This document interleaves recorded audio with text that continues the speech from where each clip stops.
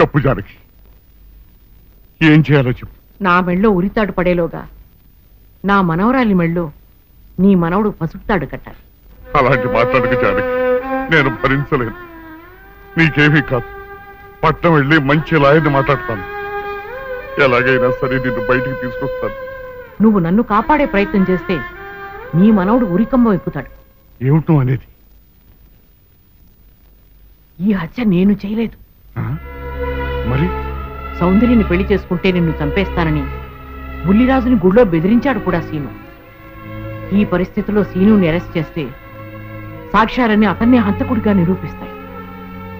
సీనుకి శిక్ష పడితే నా మనవరాలి గుండె పగిలిపోతుంది. అందుకే ఆ జంట దూరం కాకూడదని ఈ హత్య నేనే చేశానని నేరం నా మీద వేసుకున్నాను. జానకి, నా మనమని బతికించడం కోసం నువ్వు ఉరికమ్మ ఎక్కుతావా? లేదు వీరు, నీ మనవని బ్రతికించడం కోసమే కాదు, ప్రేమని బ్రతికించడం కోసం, ప్రేమికుల్ని కలపడం కోసం. జానకి, మనుషులు శాశ్వతం కాదు వీరు, ప్రేమ ఒక్కటే శాశ్వతం. మన ప్రాణాలిచ్చైనా ప్రేమని బ్రతికించాలి, వాడిని దంపతులు చెయ్యాలి. అదే నా కోరిక. చేస్తావు కదూ?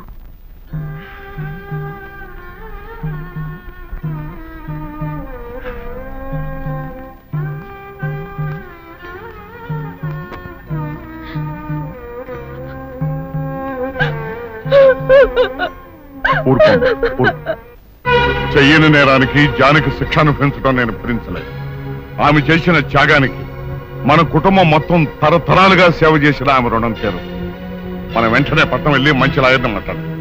నా ఆస్తి మొత్తం పోయినా సరే జానకిని మాత్రం కాపాడాలి.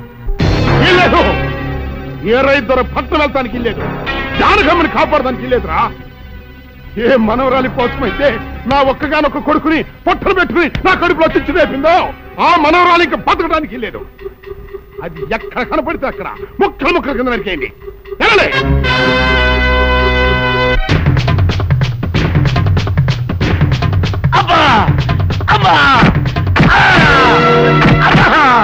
అభం శుభం తెలియ నా చెల్లిని పెళ్లి చేసుకుంటాను నమ్మించి మోసం చేస్తావా?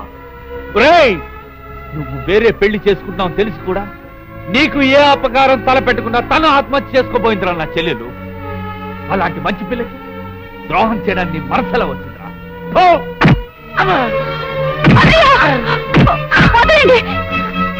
పుల్లిరాజుని జానకమ్మ చంపేసిందనుకుని సౌందర్యని సీనుని చంపమని మనుషుల్ని పంపిస్తున్నాడు పెద్దరాజు. ఇప్పుడు ఈయన బ్రతుకున్న విషయం తెలియకపోతే సౌందర్యని సీనుని వాళ్ళు ఖచ్చితంగా చంపేస్తారు. వాళ్ళు పోతే జానకమ్మ వేరే తర బ్రతకలేరన్నయ్య. పుల్లిరాజు నన్ను పెళ్లి చేసుకోపోయినా పర్వాలేదు, నా జీవితం నాశనం అయిపోయినా పర్వాలేదు, ఇంతమంది చావులి కాడు నేను కాకూడదన్నయ్యా. పుల్లిరాజు బ్రతికే ఉన్నాడన్న విషయం పెద్దరాజుకి చెప్పండి అన్నయ్యా, చెప్పండి. వినరా విను, ఇంత జరిగినా అది ఇంకా నీ మంచిగా కోరుకుంటుంది. ఇప్పటికైనా కళ్ళు తెరు. రాయ్ ఈ నీడ్ బాబు కప్ చెప్పండి రా. ప్రెసిడెంట్ గారి మనుషులు సౌందర్యం తీసుకుపోతున్నారు. మన సీని గారి స్నేహితులు వాళ్ళతో కలబడ్డారు. రండి రండి.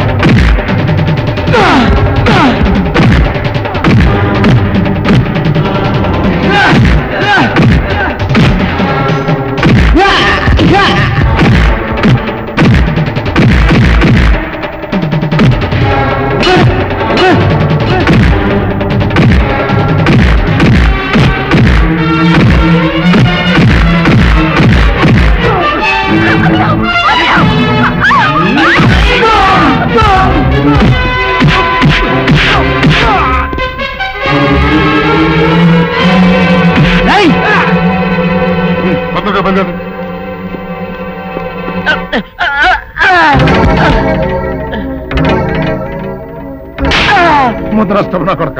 నా కడుపులో చెడబుట్టే కదట్రా. ఇంతకన్నా నువ్వు చచ్చినా బాగుండేది.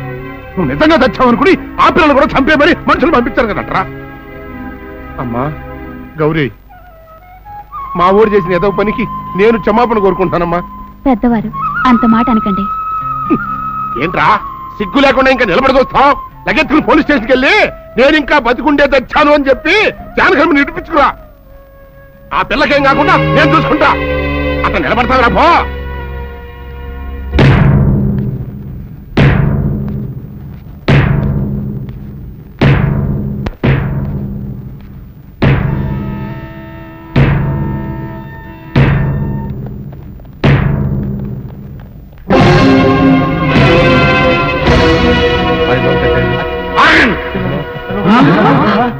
అడుగు ముందుకు వేశారో తలకాయలు పుచ్చకాయలా ఎగిరిపోతాయి. బాబు మీరు ఇక్కడే ఉన్నాడు, వాళ్ళ అంతు చూస్తాను.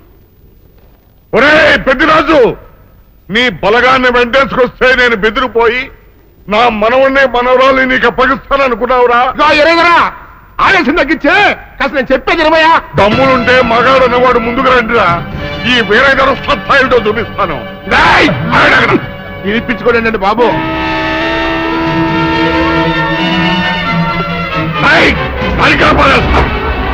తలకాయలు ఎగిరిపోతాయి.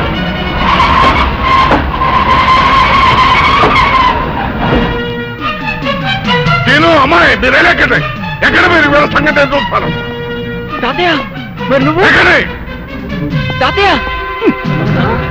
పెద్దరాజు ఎగిరిపోతుంది. ఎక్కడెక్కడ వస్తున్నారు?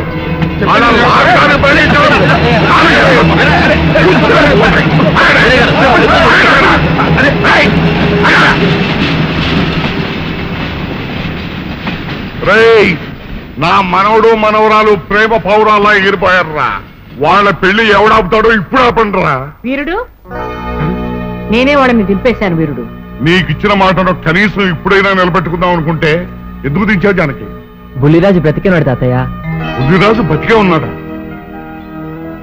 అదిగో నిక్షేపంలా ఉన్నాడు మా అల్లుడు గారు. బుల్లిరాజు నీ అల్లుడా? అవును వీరయ్యా, మా ఊరు పెళ్లి చేసుకోవాల్సింది జానకమ్మ గారి మనవరాలి కాదు, ఈ పంతులు గారి కూతుర్ని. ఇది చెప్దామని వస్తేనేమో నువ్వేమో ఖర్చు ముట్టుకుని అందులో మొదలు ఎవరే మాట్లాడుతారో నాకు అర్థం చేస్తాగా.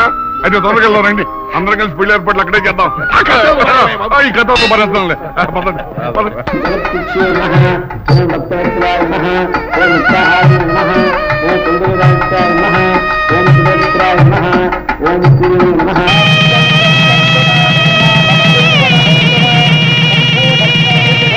అంతా బాగానే ఉంది కానీ అత్తయ్య, నాకు అంతు పట్టని విషయం ఒకటే. ఇంతకీ నువ్వు చంపింది ఎవరిని?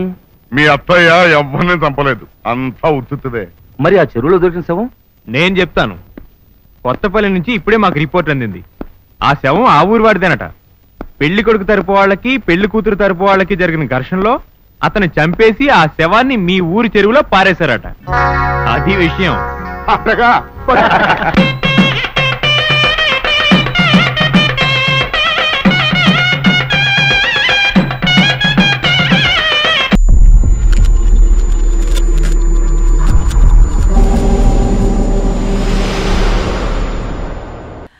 హాయ్ వ్యూయర్స్, విండ్ చైమ్స్ అంటే మ్రోగే చిరుగంటలు. ఇవి ఇంట్లో పెట్టుకుంటే మనిషికి అదృష్టం మారుతుందా? అసలు నిజంగా ఇవి అదృష్టాన్ని కలుగజేస్తాయా? అదృష్టాన్ని తెచ్చిపెట్టే వస్తువులు అంటూ కొన్ని ఉంటాయంటే మీరు నమ్ముతారా? అసలు ఇవి నిజంగానే మన జీవితంపై ప్రభావం చూపుతాయా? ఎందుకు ఈ విండ్ చైమ్స్ అదృష్టానికి సంకేతంగా భావిస్తారు? ఇది నిజమేనా లేక కేవలం అపోహేనా? ఈ విండ్ చైమ్స్ ని సరైన స్థానంలో ఉంచడం ద్వారా అదృష్టాన్ని ఎలా పొందవచ్చు? మీ గదిలో దీనిని ఉంచుకోవడం ద్వారా మీ తలరాతని ఎలా మార్చుకోవచ్చో చూద్దాం. అసలు ఈ విండ్ చైమ్స్ మనిషి అదృష్టాన్ని ఎలా ప్రభావితం చేస్తాయో తెలుసుకునే ముందు అన్వీల్ ఫ్యాక్ట్స్ ఛానల్ని ఇప్పుడే సబ్స్క్రైబ్ చేసుకోండి. అలాగే మరిన్ని లేటెస్ట్ వీడియోస్ కోసం డిస్క్రిప్షన్లో ఉన్న లింక్ని క్లిక్ చేసి మా ఛానల్ని ఇప్పుడే సబ్స్క్రైబ్ చేసుకోండి. మన జీవితం అనేక విషయాలపై ఆధారపడి ఉంటుంది. కొన్ని వస్తువులు మనకి ఆనందాన్ని కలిగిస్తే మరికొన్ని దుఃఖాన్ని కలిగిస్తాయి. అలాంటి వాటిల్లో ఈ విండ్ చైమ్స్ ఒకటి. ఫెంగ్ చూయి ప్రకారం విండ్ చైమ్స్ లో ఉన్న రాడ్ల సంఖ్య కూడా పరిగణంలోకి తీసుకోవాలి.